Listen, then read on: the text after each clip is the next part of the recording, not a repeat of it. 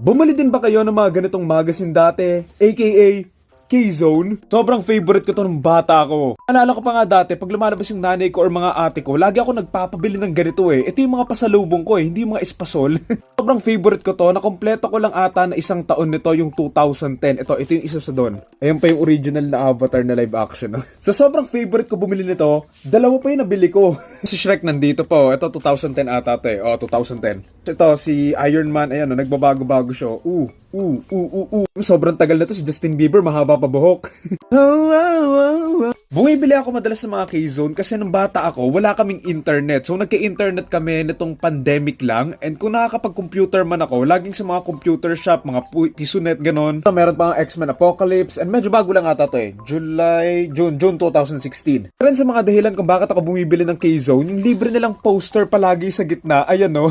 And nung bata ako, hindi ako masyadong binibila ng laruan ng